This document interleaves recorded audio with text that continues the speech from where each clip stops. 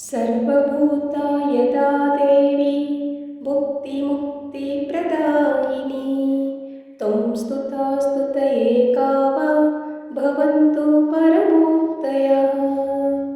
सर्वस्य बुद्धिरूपेण जनस्य हृदि संस्थिते स्वर्गपवर्गते देवी नारायणी नमोऽस्तुते। कालकाष्ठादिरूपेण परिणामप्रदायिनी विश्वस्योपरतो शक्ते नारायणी नमोऽस्तुते। सर्वमङ्गलमाङ्गल्ये शिवे सर्वार्थसाधिके शरण्ये त्र्यम्बके गौरी नारायणी नमोऽस्तुते। सृष्टिस्थितिविनाशानां शक्तिभूते सनातनी गुणाश्रये गुणमये नारायणी नमोऽस्तुते। शरणागतदीनार्थ परित्राणपरायणे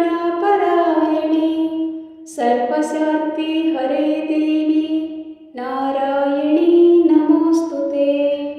हंसयुक्ता विमानस्थे ब्रह्माणि रूपधारिणी कौशम्बक्षरिके देवी नारायणी नमोऽस्तुते।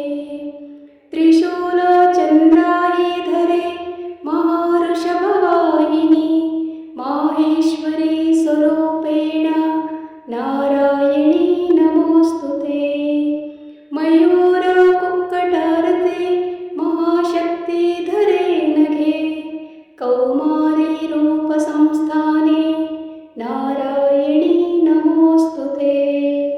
शङ्खचक्रगदाशाङ्गे गृहीता परमायुधे प्रसीद वैष्णवी रूपे नारायणी नमोऽस्तुते। गृहीतोग्रमहाचक्रे दंष्ट्रोद्धृतवसुन्धरे वराहरूपिणी शिवे नारायणी नमोऽस्तुते।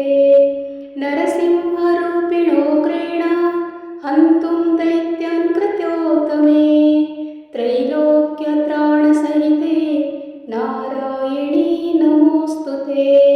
किरीटिनी महावज्रे सहस्रनयनोज्ज्वले ऋतप्राणाहरे चैन्द्रे नारायणी नमोऽस्तुते। शिवदूती स्वरूपेण हतदैत्यमहाबले घोररूपे महारावे नारायणी नमोऽस्तुते।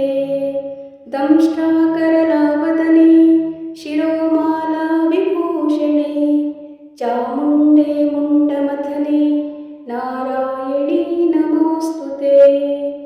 लक्ष्मीलज्जे महाविद्ये श्रद्धे पुष्टे सुधे ध्रुवे महारात्रि महामाये नारायणी नमोऽस्तुते। मेधे सरस्वती वरभूति भाभ्रवी तामसी नियते त्वं प्रसीदेशे नारायणी नमोऽस्तुते।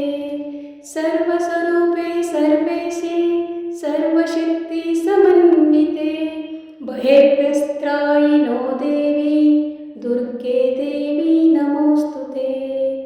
एतत्ते वदनं सौम्यं लोचनत्रयभूषितं पातु न सर्वभूतेभ्यः कात्यायनी नमोऽस्तुते। ज्वालकरालमुद्याग्रमशेषसुरसूदनं त्रिशूलं पातु नो भीते भद्रकाली नमोऽस्तुते। हीनस्ति दैत्यतेजांसि सैन्येन पूरया जगत् सा कण्ठा पातु नो देवी पाप्यभ्यः न सुतानि वा।